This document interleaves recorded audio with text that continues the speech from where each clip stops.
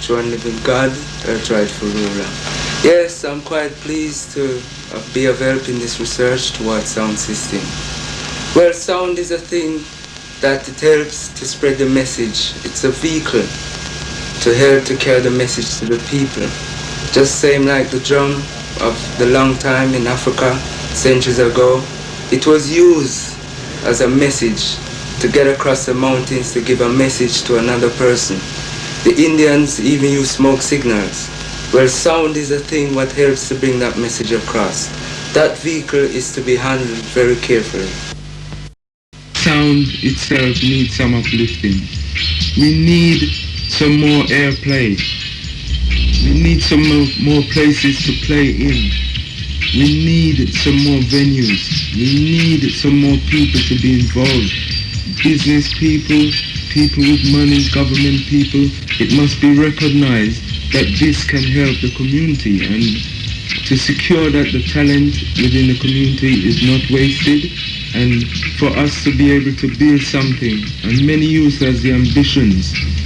People like musical youth has come across to prove things like this, that youth can even have ambitions. The Beatles, who even sold 100,000 records in a day, musical youth came and beat that record.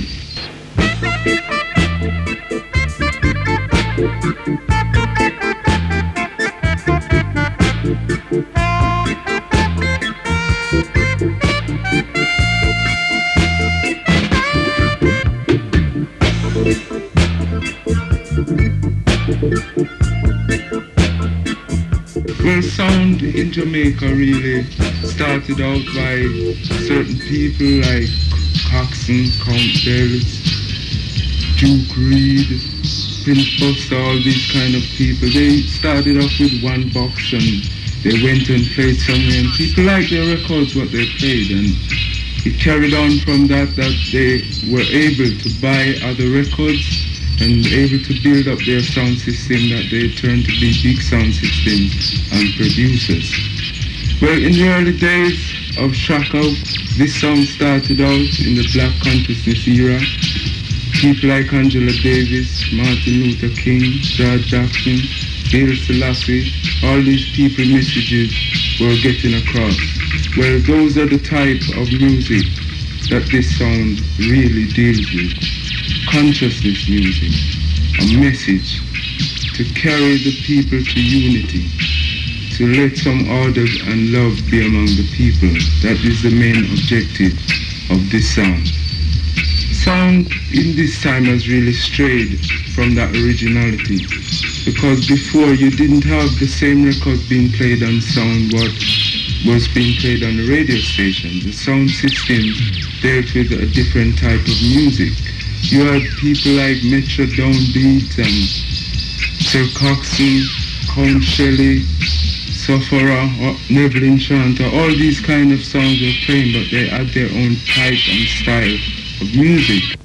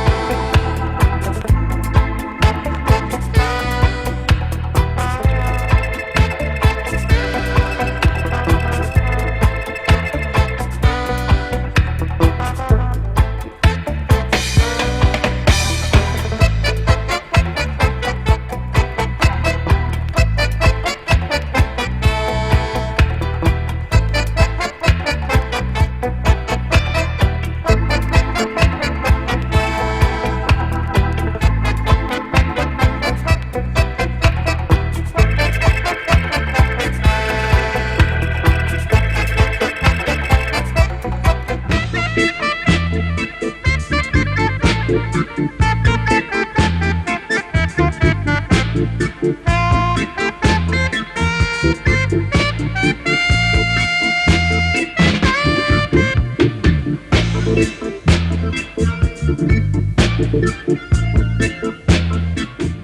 first venue was a christening on Quarter Road, which really went well, so I decided to sort of pursue it. All the money that we earned was reinvested to get equipment together, and when needed we sort of dipped into our own pockets to do it. Venues at the time was quite a problem finding somewhere to play. The only places we could find really was church halls, blues dances, whatever. Nowadays we've got a bit bigger, so we can afford a lot more promoting. We put adding some pirate stations, small fees. We do bill posters, those are the big posters.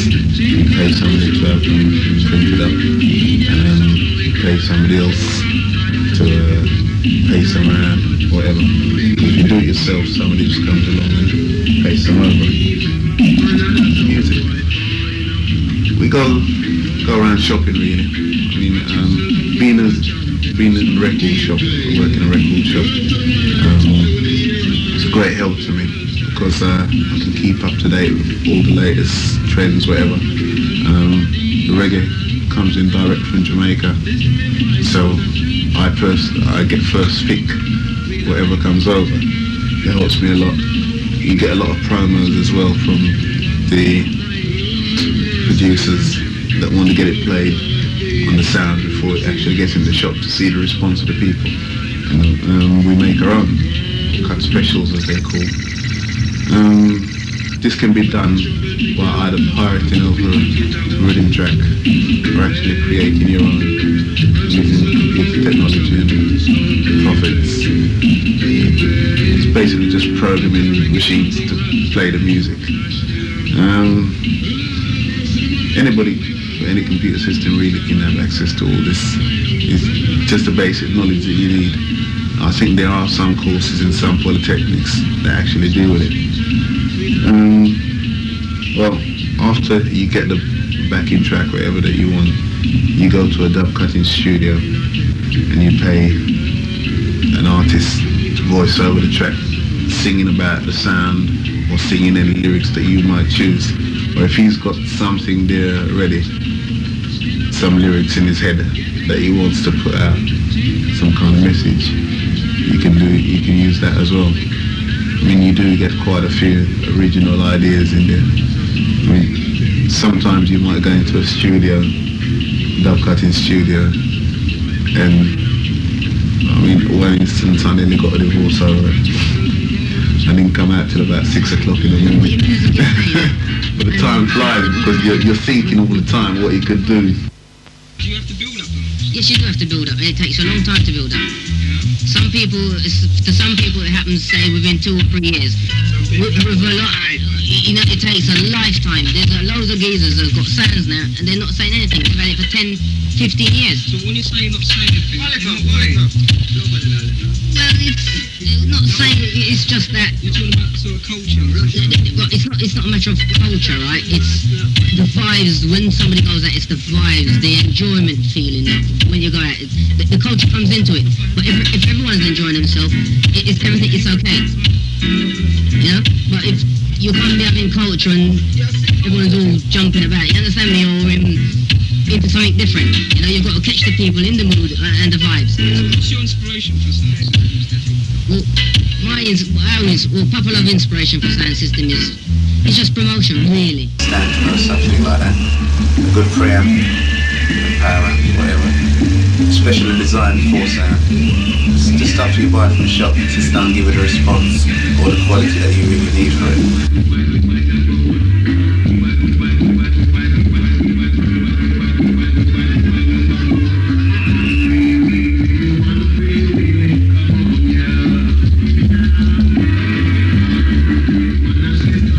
Rating the sound now, we use about 3,000 on bass, another 1,000 on tops and mid-range.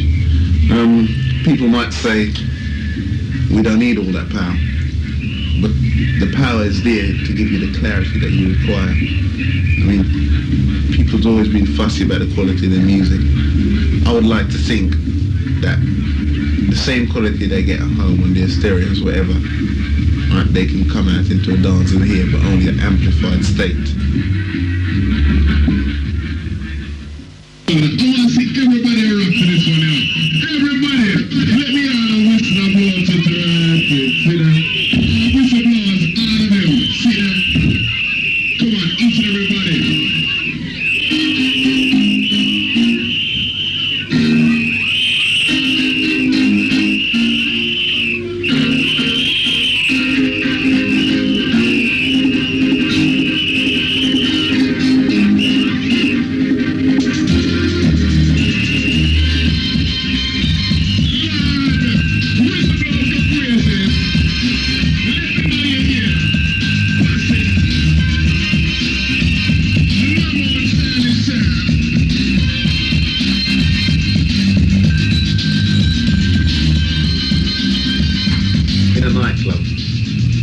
Dress up and come out with the intention of dancing, right?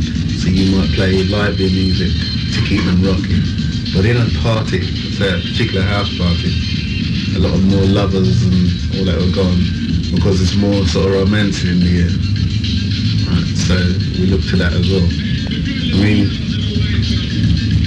to me, this sound system is a medium for transmitting a message, yes, but also bringing people together, maybe of different cultures, different races, whatever. They come together and they go on from there. I mean, I've known people sort of meet their wives at the dances and all that kind of business, things like that.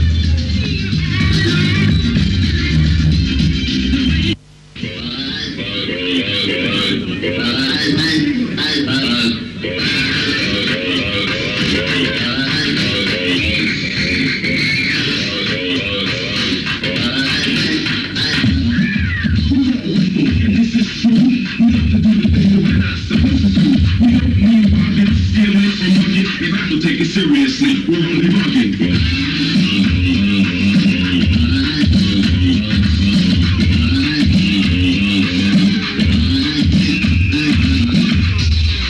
Why I like Spartacus, Mark, I mean, they're alright, you know, they're nice guys and they're down to earth. They're not trying to show off, they just play to entertain. Venues. I would like to see the council in particular create more environments for sounds to play, because at the moment it's still a backstreet business after what, 26 years over here, right? We still have to hustle for halls, nightclubs, wherever to play. I'd like to say a local community centre, they can make it soundproof, right? But I would like to see that in every town, right? To give the sound somewhere to play.